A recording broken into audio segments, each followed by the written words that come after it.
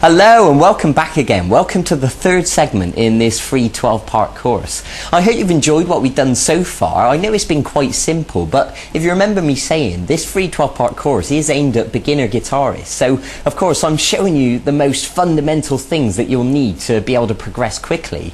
So I hope you've managed to practice tuning your guitar. I hope you've got an electric tuner by now.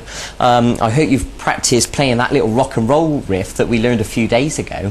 And today I'm going to teach you how to play chords. Now, in case you don't know what chords are, it's when you hold more than one note down on the guitar at once and you strum all the strings, like this for example.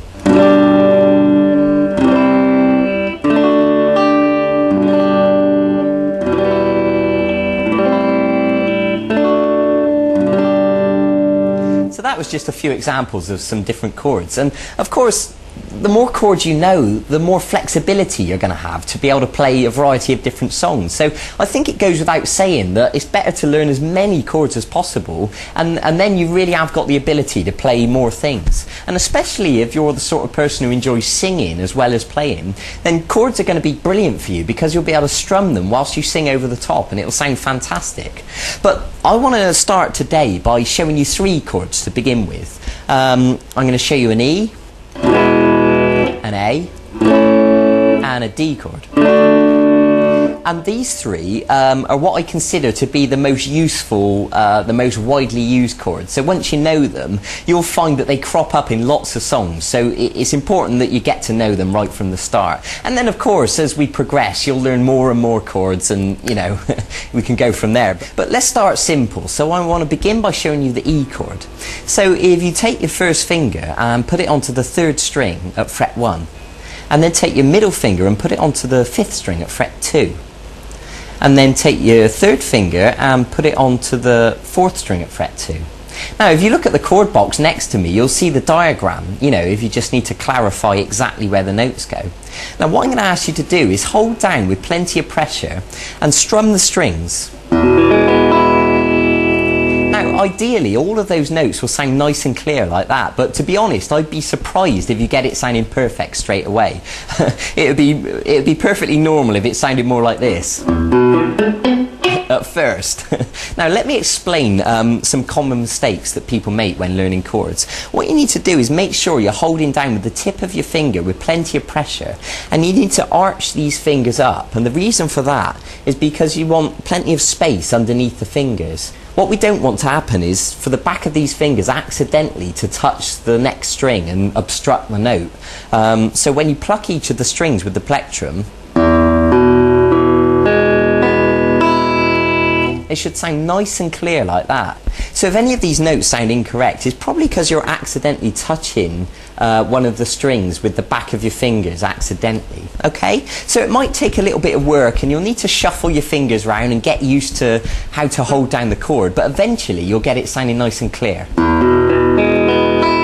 So that's something to work towards. So the next chord I want to show you is the A chord, and it looks like this. So what I'm going to ask you to do is to put your first finger on the fourth string at fret 2, and the middle finger on the third string at fret 2, and then the third finger on the second string at fret 2. So they're all at fret 2, but unfortunately there's not quite enough room really to fit them all in. Ideally we'd like to get them right next to the fret, but in reality what happens is we end up using them at an angle like this, because that's the only way really to squash them in there. And of course everyone's hands are different, you know, if you've got skinny little fingers then you'll probably find it easier. So look at the chord chart next to me just to clarify what notes we're holding down. Now with the A chord we're just going to use 5 strings, and what I mean by that is we're not going to pluck the 6th string, we're just going to pluck the 5th string downwards like this. Okay, now of course, like I said before, it would be unusual if you got it sounding perfect straight away. You know, what usually happens, the back of this finger on an A chord accidentally touches the first string. So what I want you to do is make sure that the first string is open correctly as it should be. And if it is, then brilliant. And just pluck those 5 strings again just to check it's okay. Okay, good. So now let's move on to the third chord I'm going to show you, which is the D chord. So if you put your first finger on the third string at fret 2. Now listen carefully to this, because some people get muddled up with this one. The middle finger goes onto the first string at fret 2, and then this third finger goes onto the second string at fret 3. Okay? Now the same thing applies, you know, arch these fingers up, hold down with plenty of pressure, and with the D chord we're just going to strum 4 strings. And what I mean is we're not going to pluck these 2 top strings. So 4, 3, 2, 1. Okay, so what I'd like you to do now is to stop the video and practice each one of these chords. The E chord with all the strings, the A chord with 5 strings, and the D chord with just 4 strings. And of course, with this video, you also downloaded a PDF document, and you can print that out, and it's got the diagrams there for you, so you can look at them next to you, so you don't have to keep rewinding the video. And practice them and get them sounding nice and clear.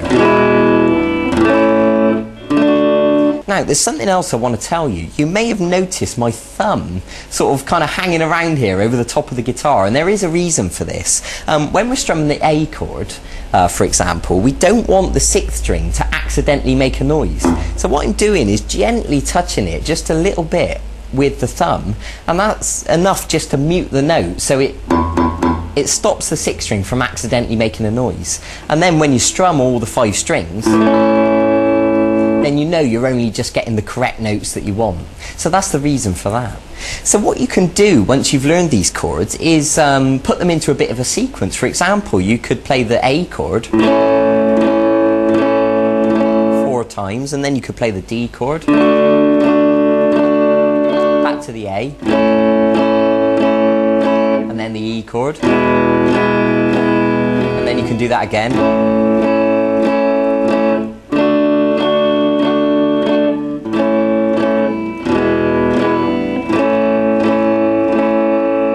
So you can begin practicing changing from one chord to the other, and you'll find that you'll get quicker and quicker at changing from shape to shape. Good. So that is a brilliant place to begin with chords. So I suggest you go and practice that now. Go and get on with it. Get them sounding nice and smooth, nice and clean. Practice changing between the shapes. And I'll see you in a few days for the next segment of this e-course. And in the meantime, you can also go and look at the website and look at the archive, and you'll see all the songs that are there. And there's songs like Brown Eyed Girl by Van Morrison, which uses chords, or Oasis songs, or Jack Johnson, or a whole bunch of other stuff. So if you want to jump ahead of yourself a little bit, you can go and have a look and see if there's any songs you'd like to learn. That's fine by me. Okay, so go and get on with it. I'll see you then. Bye bye.